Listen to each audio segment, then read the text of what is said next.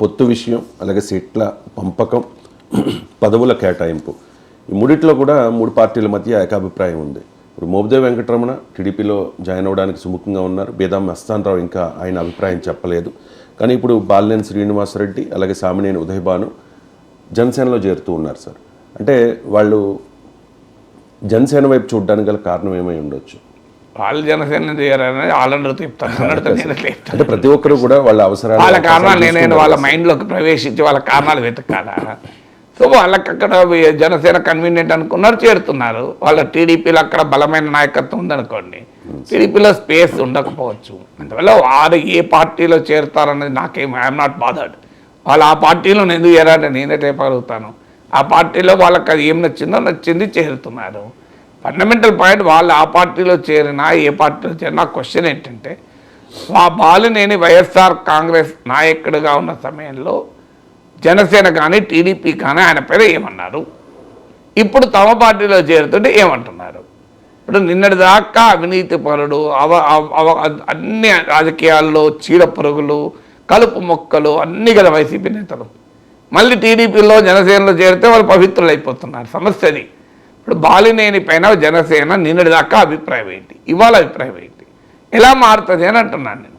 ఇప్పుడు ఒక వ్యక్తిని మీరు అంచనా వేసేటప్పుడు ఏ పార్టీలో ఉన్న ఇప్పుడు సమస్య ఉన్నది, ఇప్పుడు ప్రజలకు అందుకు ఇట్లా ప్రజలు ఎందుకు డబ్బులు తీసుకొని వట్లేస్తుంటే ఇందుకే.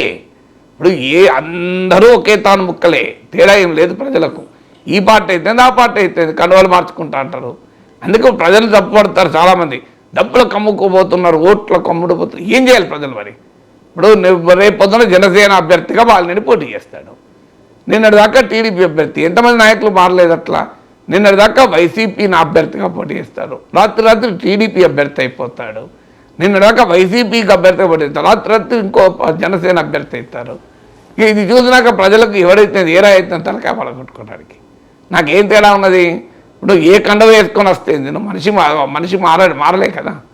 ఇప్పుడు సమస్యలో జగన్ టీడీపీలో జనసేనలో చేరడు, పవన్ కళ్యాణ్ వైసీపీలో చేరడు, లోకేష్ వైసీపీలో చేరడు, అంతే కదా. ఈ మీతో ఎవరు ఎక్కడికైనా పోవచ్చు కదా. ఎవరు ఎడిపోతారో ఎవరు చెప్పగలుగుతాడు? అందువల్ల రాజకీయాల్లో విలువలు లేకుండా తయారయ్యాయి. ఇందులో ఈ పార్టీ ఆ పార్టీ మినహాయింపు కాదు. వాస్తవంగా కొత్త జనసేన కానీ టీడీపీ కానీ కొత్త నాయకత్వాన్ని తయారు చేసుకుంటూ ఉండాలి. కానీ అన్ఫార్చునేట్లీ పాలిటిక్స్లో ఓపిక లేదు. ఇప్పుడు పిల్లవాడిని కొడుకునో బిడ్డనో కని పెంచి విద్యాబుద్ధులను నేర్పి త్యాగాలు చేసి ఆ పిల్లల్ని పెంచదు, కానీ ఆల్రెడీ పెరిగిన తీసుకొని దత్త చేసుకుంటే అయిపోతుంది కదా. ఇప్పుడు ఐఐటీలో కొడుక్కో బిడ్డకో సీట్ రావాలంటే తల్లిదండ్రులు కొన్ని ఏళ్ళు త్యాగం చేయాలి. దానికన్నా ఐఐటీలో చదివే బిడ్డనే తీసుకొచ్చి బిడ్డ అడాప్ట్ చేసి దత్తత చేసుకుంటే నా బిడ్డ ఐఐటీలో చదువుతున్నా అని చెప్పుకోవచ్చు కదా. ఇప్పుడు రాజకీయ పార్టీలు అలా అయిపోయాయి. ఇప్పుడు కార్యకర్త స్థాయి నుంచి డెవలప్ చేసి నాయకుడిగా తర్ఫీదిచ్చి ప్రజల్లో తిప్పి ప్రజానాయకుడిగా మార్చే ఓపిక రాజకీయ పార్టీలకు ఎక్కడుంది, నాయకులకు ఎక్కడ ఉంది. సో అందువల్ల ఏ పార్టీ నుంచో బయట నుంచి వస్తే అయిపోతుంది. మనకు కోడి ఏదైతే గుడ్డు మన ఇంట్లో పెట్టిందా లేదా అన్నది ఇంపార్టెంట్ కదా. సో ఆ రకంగా రాజకీయాలు మారిపోయాయి. ఇక్కడ బాలినేనా ఉదయమానా వీళ్ళ వాళ్ళ అనేది ఇష్యూ కాదు. ఇష్యూ వల్ల ఏ పార్టీల మధ్య తేడా లేకుండా పోతుంది. వాట్ మ్యాటర్స్ నాకు ఎవరైతే ఏ పార్టీ అయితే ఆ అన్ని పార్టీలు వీళ్ళే కదా మళ్ళీ మారేది. ఇప్పుడు నిన్నటిదాకా టీడీపీ వాళ్ళు బాలినేని పైన ఎన్ని విమర్శలు చేశారు, మీరు తీయండి వెనక్కిపోయి. మరి ఇలా బాలినేని మన మిత్రపక్షము, నాయకుడు, మంచివాడు, బాలినేని కమిటెడ్, నిస్వార్థ ప్రజానాయకుడు, త్యాగధనుడు, ప్రజల కొరకే తన అంకితమై అనేక దశాబ్దాలుగా పనిచేస్తున్నవాడు కదా. మరి నిన్నటిదాకా ఏమైంది? జగన్కు బంధువు అసలు వైఎస్ సుబ్బారెడ్డి, బాలినేని వీళ్ళందరూ కలిసి విజయసాయిరెడ్డి, విజయసాయిరెడ్డి కూడా టీడీపీలో ఏమన్నా జనసేన లేని మళ్ళీ పొగుడుతారు. నిన్నటిదాకా తిట్టారు కదా, పొగుడుతారు. రేపు పొద్దున మళ్ళీ ఆయన కూడా గొప్ప నాయకుడు అంటారు. అందువల్ల రాజకీయాల పట్ల ప్రజలకు రోత పుట్టడానికి కారణం ఇది. ప్రజలకు రాజకీయాల సంబంధం లేకుండా ఎందుకుంటున్నారు, సమయాన్ని డబ్బులు తీసుకుని ఓట్లు ఎందుకు వేస్తున్నారంటే ఇట్ మేక్స్ నో డిఫరెన్స్. ఎవరైనా ఒకటే, మాకేం తేడా ఉన్నది అనే భావన ప్రజలకు కలుగుతుంది. వాస్తవంగా చెప్పాలంటే సార్, మీరు చెప్పిన విజయసాయిరెడ్డి అవ్వచ్చు, లేకపోతే అంబటి రాంబాబు, రోజా, పేర్ని నాని, గుడివాడ అమర్నాథ్, ఇలాంటి వాళ్ళు చంద్రబాబు నాయుడు మీద కానీ పవన్ కళ్యాణ్ మీద కానీ చేసిన అటాక్తో కంపేర్ చేస్తే సామినేని ఉదయభాను అలాగే బాలినేని శ్రీనివాసరెడ్డి వీళ్ళు చాలా తక్కువ సార్. అంటే సత్యనారాయణ విజయమ్మ గారి మీద మాట్లాడలేదా, వాళ్ళు వైసీపీలో ఏరలేదా, ఎందుకు మా పవన్ కళ్యాణ్ లోకేష్ మీద మాట్లాడలేదు కదా, యూట్యూబ్లో కొట్టండి. ఎందుకు ఇవన్నీ మాట్లాడతారు? పవన్ కళ్యాణ్ అనలేదా? పవన్ కళ్యాణ్ టీడీపీలో ఏమనలేదా? మోడీ చంద్రబాబు నాయుడు అనలేదా? చంద్రబాబు నాయుడు మోడీని అనలేదా? ఇది ఎందుకు ఇప్పుడు తక్కువ ఎక్కువ ఏమిటి? ఎట్లా కొలవాలి మెజర్మెంటు? 4 లీటర్ల విమర్శ 2 లీటర్ల విమర్శ ఉంటుందా? సో మరి వాళ్ళు ఇప్పుడు విజయసాయిరెడ్డి స్థాయి నాయకుడు కాదు కదా మిగతా వాళ్ళు. స్వామినేని ఉదయభాను ఎవరి లెవెల్లో వాళ్ళు మాట్లాడినాక పోనీ మీ రిజర్వ్ చెప్పారా బాలినేని ఉదయభాను మంచి నాయకులు అని టీడీపీ వాళ్ళు రిజర్వ్ చెప్పారా బాలినేని మంచి నాయకులు వాళ్ళ మీద ఎందుకు పోటీ పెట్టారు? వాళ్ళ మీద అసెంబ్లీ ఎన్నికల్లో పోటీ పెట్టారా లేదా?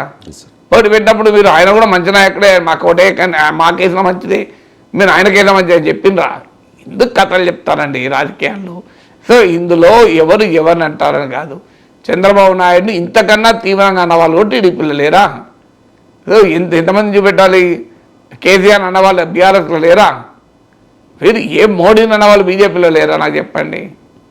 సో ఈ రాజకీయ పార్టీల స్వభావం మారిపోయింది. దాన్ని లెటర్స్ యాక్సెప్ట్ ఇట్.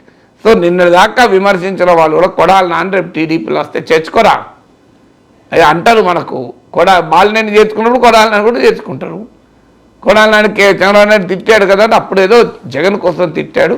ఆ పార్టీలో ఉండడం వల్ల ఆ పార్టీ వైఖరి వ్యక్తం చేశాడు అంతే తప్ప ఆయన సొంతగా అలాంటి అభిప్రాయం లేదు అంటారు. ఏముంది అందులో? సో ఇందులో తిట్టిన వాళ్ళు అందులో పోతారు, అందులో తిట్టిన వాళ్ళు ఇందులోకి పోతారు. రాజకీయాల్లో మామూలుగా తిట్టిన ఇప్పుడు మన రోజు చూసే వ్యవహారమే కదా ఇది. Right sir. Vallabhaneni Vamsi join అయినా ఆశ్చర్యపోకర్లేదు సార్. ఎందుకంటే పరారీలో ఉన్నారు, పట్టుకుంటాం అది ఇది అని హడావుడి చేసిన వాళ్ళు అసలు వంశీ గురించి ఎవరు చేరినా ఆశ్చర్యపడాల్సింది లేదు. నేను చెప్తున్నా కదా, జగన్ టీడీపీలో చేరితే ఆశ్చర్యపోవాలి, లోకేష్ వైసీపీలో చేరితే ఆశ్చర్యపోవాలి, పవన్ కళ్యాణ్ వైసీపీలో చేరితే ఆశ్చర్యపోవాలి. అంతే తప్ప లోకేష్ జనసేనలో చేరితే ఆశ్చర్యపోవాలి. ఇక మిగతా ఎంత కింది నాయకులు ఎవరు ఎటనవచ్చు.